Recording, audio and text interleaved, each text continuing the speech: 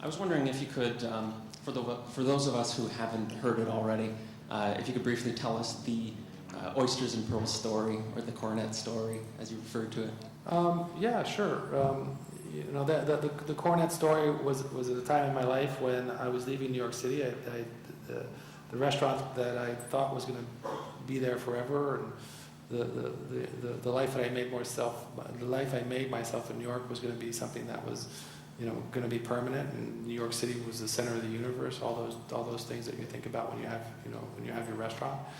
But it didn't work out. It was, it failed. And something doesn't fail for one reason. There's a number of things. And same thing with success. It's not one thing that creates success, one thing that creates failure. It's many things. But I took, I prepared myself. I'd taken a job in New York City. I was leaving. I took a job in Los Angeles. I was living in New York City, my home, for the past 10 years. Leaving my restaurant. It was a very sad time for me.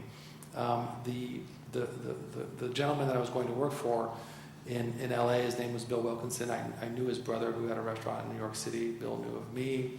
I took the job as an executive chef, which is, that term kind of bothers me, but that's for another story.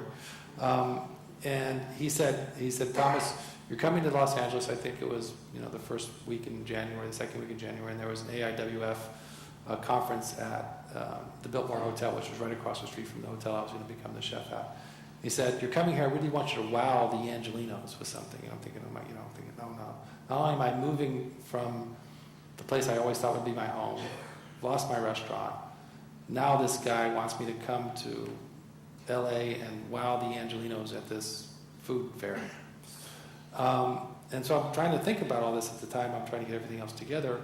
And some friends of mine took me out for a going away luncheon. And we would do this once a month. We went to Chinatown. We'd have lunch at Phoenix Gardens, and we'd always walk across the street to Baskin Robbins and get an ice cream cone. And sure enough, that day, for whatever reason, that young woman put the ice cream cone up on the stand, and I saw the cornet. Now, how many times have you seen an ice cream cone in your life? I mean, hundreds of times. As a youngster growing up, I'd eat ice cream cones. I never once before saw anything else but an ice cream cone. But for some reason, that's why I talk about inspiration, being aware and being able to take that opportunity, take that inspiration as an opportunity and translate it into something that's meaningful. And there it was. There was the cornet. There was my thing, my dish that I was going to do in LA that was going to wow the Angelinos. And of course it did, and it's been on our menu ever since. So you never know where these things come from. When you think about what the cornet is, I mean, it's cute, it's fun, but it's really, it's a cracker with, sour cream and onions and salmon. I mean, so the flavor profiles are very, very recognizable, which is really important as well. It's just a different presentation, and people love it. So it makes them smile. When you think of the word amuse-bouche or amuse-gueule, I mean, in the pure definition of that, and using the palate, it's like this not only amuses the palate, but when you see it, you have to smile, and people continue to smile when they see that cornet. Hello, Chef. Hello. Just curious to know if you have your salt on you. My cell phone? Your salt. Oh, no, I didn't bring my salt. It's at the hotel. Okay. I brought it, but I didn't bring it with me because I knew I wasn't going out to eat. Okay.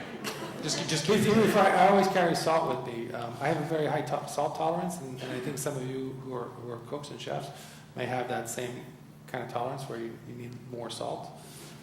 It's like an addiction.